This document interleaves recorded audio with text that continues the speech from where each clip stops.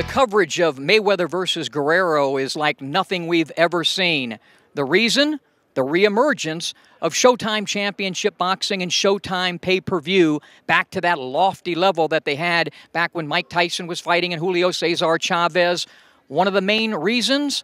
Their new head of sports, Stephen Espinoza, who sat down with us and spoke about everything boxing and everything business. You're a boxing fan from way back. How did you get involved in the sport? Well, I'm a boxing fan because of my grandfather, and I just grew up with him having it on around the house all the time. It was probably the #1 sport in our house. I became sort of involved in the sport in a more direct way when I started representing Oscar, which was the year 2000. It was after the Trinidad fight. He had sort of wiped the slate clean, started over with a new team. He started with Richard Schaefer. I was brought in shortly after Richard was brought in. And I've represented Oscar and by extension Golden Boy, since then until I came to Showtime. Along the way, I also picked up Mike Tyson as a client. Between those two, that accounts for quite a bit of work, within the sport.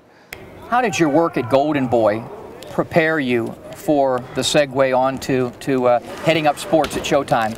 Working with Golden Boy was a great preparation.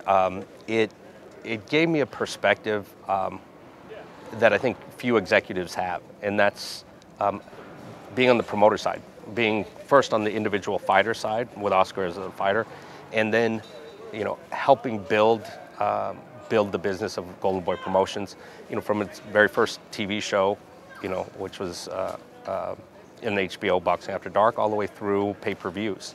So, having that 10 years plus of experience of seeing the other half of the equation, I think has really benefited me greatly in making the transition. I'm not sure I could have done it without that experience. Stephen, what was your first order of business when you took the job at Showtime? I think my philosophy relies a little bit more on the power of brands and star names, which are great when you can get them. They're a little bit more expensive, as we can see from Mayweather and others. But what I set out to do was try to sort of associate our sports platform with the biggest and most powerful brands that I could. And that meant sort of looking at some of the established stars in the sport. The very first fight that I bought was Ortiz versus Berto, the rematch, which never happened. That was sort of starstruck fight in itself.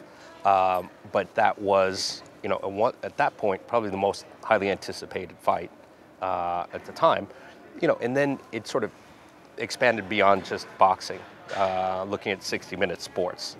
So we didn't have a news show or a news magazine or a documentary show. So associating ourselves with 60 Minutes in the 60-minute sports spinoff was the quickest way to advance the brand, because the 60 Minutes brand is the most highly respected and, probably highly valued brand in all of television. And the credibility that we got just by associating ourselves with that and getting those quality producers on our air, really allowed us to skip several steps up in the development of our brand. The perception is out there that here's where the battle lines have been drawn, and you know where I'm going with this. That Showtime is Golden Boy and Top Rank is HBO. Your answer to that?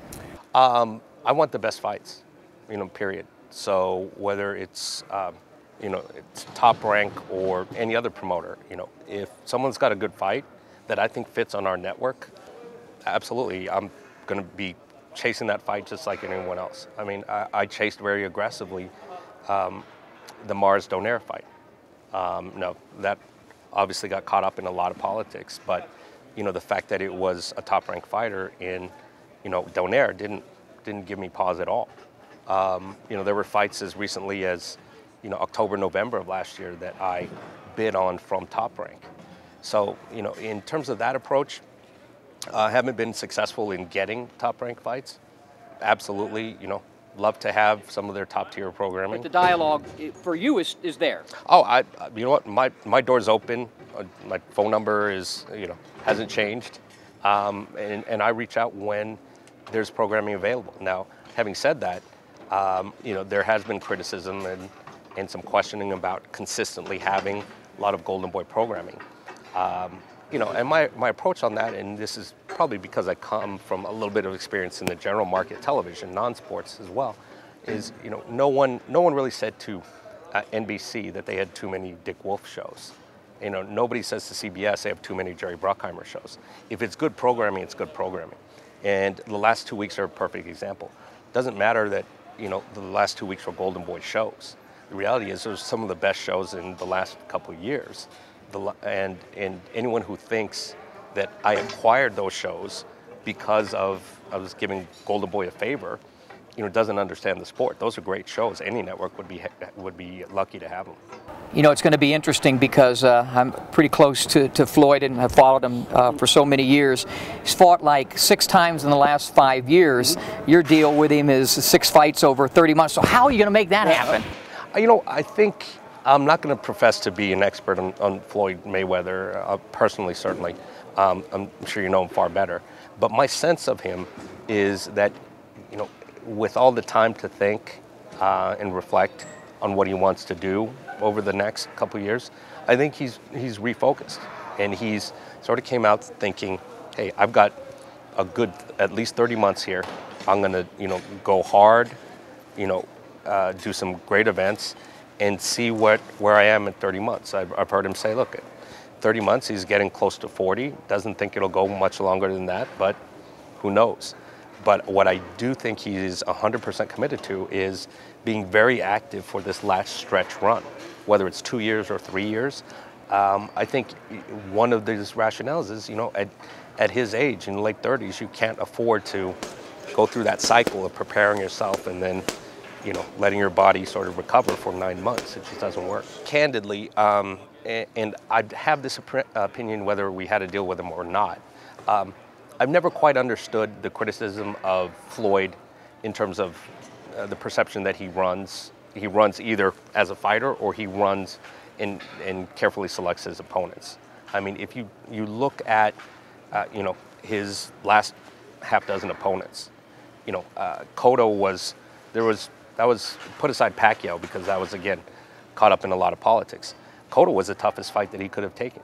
You know, Victor Ortiz was a young, strong, hungry, you know, fighter. Southpaw. Yeah. Wasn't certainly he could have taken a lot easier fights than that. You know, everyone said, oh, you know, Marquez is a little bit older. You know, we now see what Marquez still had left. So the reality is, I've never had a doubt in terms of his willingness to take on tough fights. What are your goals with Showtime, and beyond that, your goals for the sport of boxing? I really enjoy introducing the sport, you know, to the casual fan and the non-fan. You know, the goal for Showtime and our TV production, I think we made advances in terms of this element, but we have a little way to go. I want to get to the point where the TV experience is as exciting and as gripping and compelling as the live experience. I think we're getting there, but I want the TV viewer to have the same goosebumps that you and I will feel on Saturday night during the walkout. You know, and I think that sense of excitement is just going to expand the fan base even more. Well, you've done a wonderful job so far. A lot of great stuff. Floyd Mayweather and Robert Guerrero and Canelo Alvarez. One of my favorites, Lucas Matisse. A plethora of pugilistic talent that you have, and best of luck, continued success. Thank you very much.